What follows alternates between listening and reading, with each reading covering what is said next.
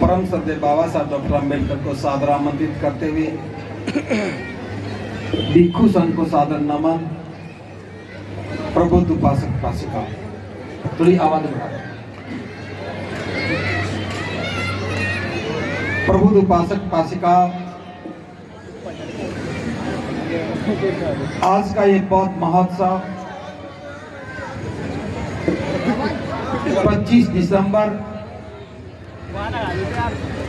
1927 को जो बाबा साहब डॉक्टर अम्बेडकर ने मनुस्मृति को अग्नि की भेंट किया था और उसके बाद हमारी स्वतंत्रता का आगाज किया था। हमारी स्वतंत्रता के लिए मार्ग प्रशस्त किया था। हमारी गुलामी की बेड़ियों को काटने का संकल्प लेकर के हमें स्वतंत्र किया था। उसी दिन को आज हम बौद्ध महोत्सव के रूप में मना रहे हैं। मैं इस आयोजक मंडल को, इसके तमाम कार्यकर्ताओं को साधुवाद ज्ञापित करता हूं कि आप लोग इस परंपरा को जीवित रखे हुए हैं। यद्यपि इस बार ये कार्यक्रम नहीं हो रहा था, लेकिन इन्होंने हिम्मत दिखाई और केवल 7 दिन के समय में इतना सुंदर कार्यक्रम आयोजित कर सके। निश्चित रूप से ये सब बधाई के पात्र हैं। आप लोगों की उपस्थिति, आपकी भागीदारी, इसको देख करके लगता है कि अब ये कार्यक्रम एक आंदोलन बन चुका है। बिना किसी तैयारी के भी हम कार्यक्रम कर सकते हैं, इसे प्रतीत होता है। मुझसे पूर्व 2 बेहतरीन वक्तागण आपके बीच में आए। उपासिका अमन बौद्ध जो गुरदासपुर पंजाब से चल करके आई हैं। मैंने भी आज पहली बार इनको सुना है। यद्यपि 4 महीने मैंने पंजाब में बिताए हैं और इन 4 महीनों में वर्षावास में इस सारी टीम ने बड़ी सेवा की थी। मुझे भी एक बेहतरीन अनुभव मिला, लेकिन आज मैंने पहली बार सुना कि बाबा साहब के त्याग को, बाबा साहब के संघर्ष को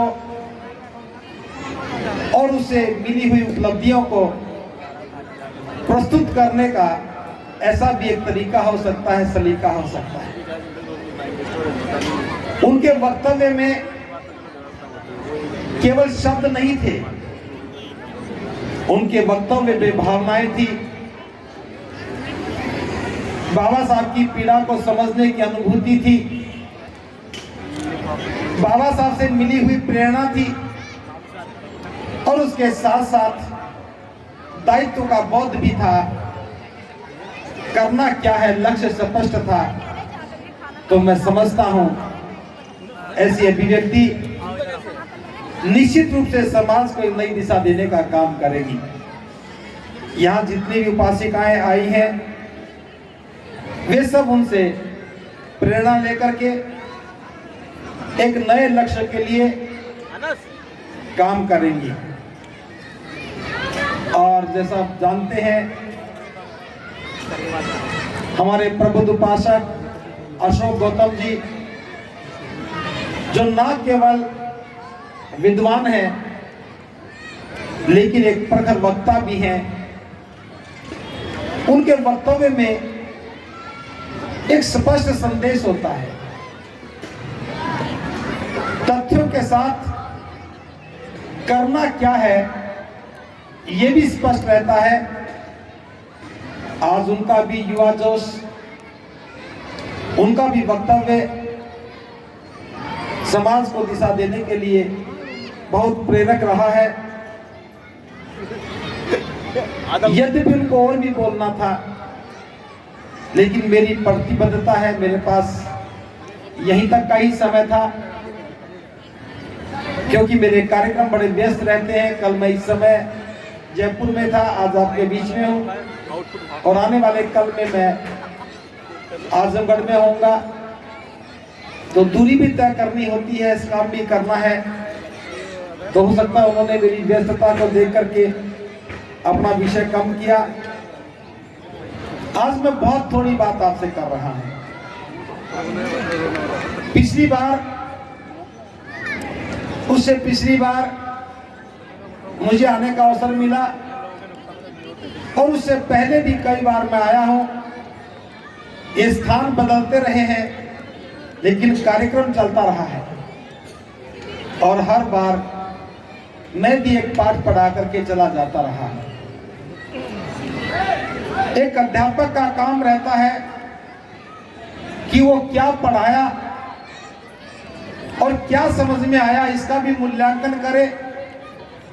अगर हम इसका मूल्यांकन नहीं करेंगे तो फिर ये उत्सव केवल नाच गाना देखना, आनंद मनाने से ज्यादा कुछ नहीं होगा।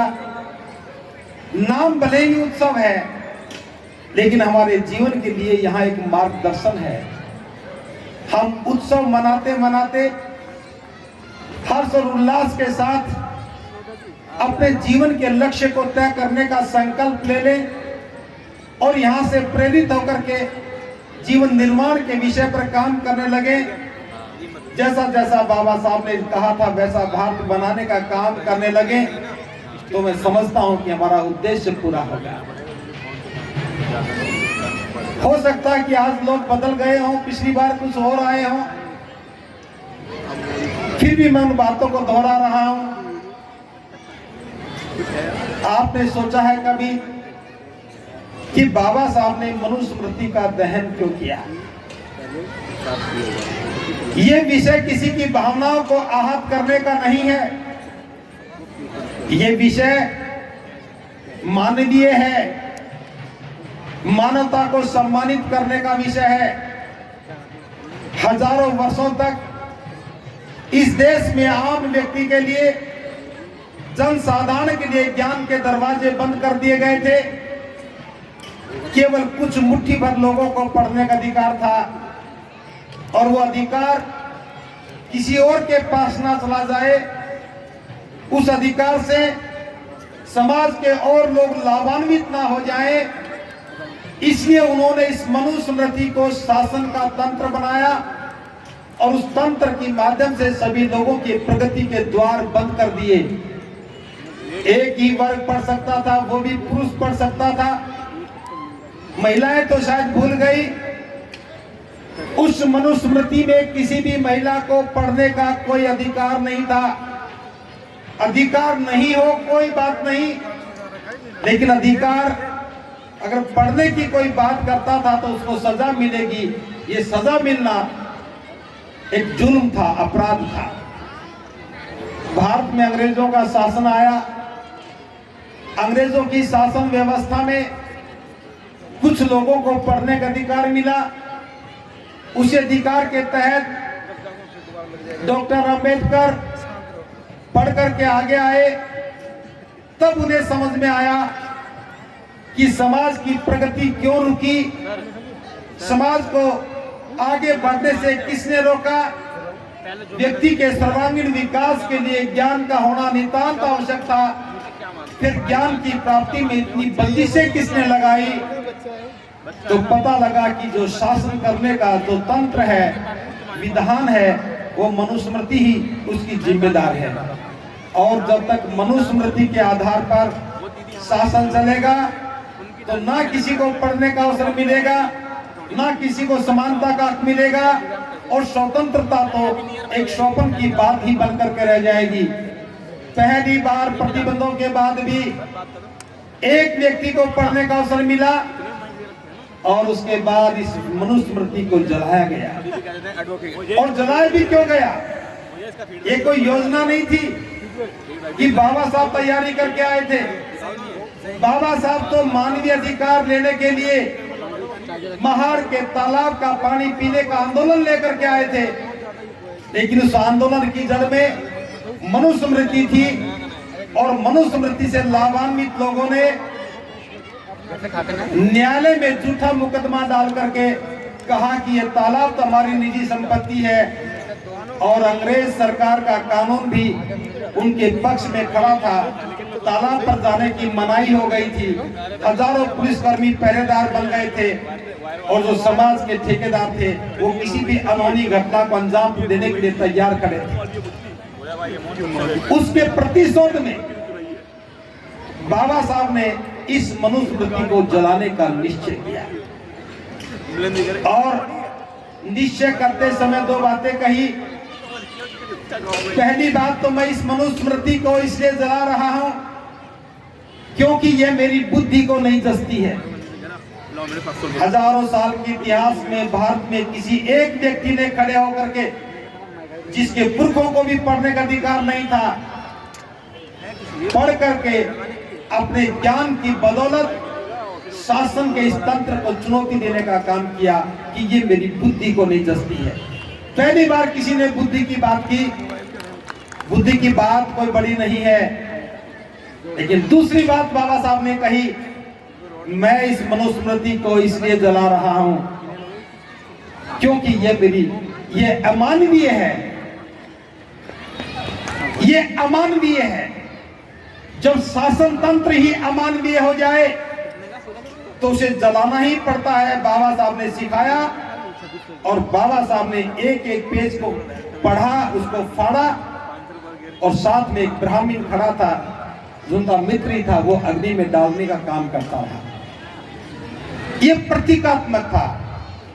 आज हमें उस मनुस्मृति को जलाने की आवश्यकता नहीं है क्योंकि बाबा साहब ने उसकी जगह शासन करने के तंत्र के रूप में भारत का संविधान दे दिया है, जो लोकतंत्र के आधार पर है। समता, करुणा, मैत्री, स्वतंत्रता, बंधुता, न्याय उसके सिद्धांत हैं।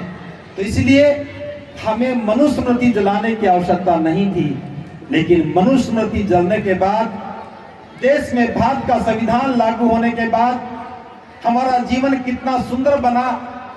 ये समय ही हमारे लिए एक उत्सव मनाने का था।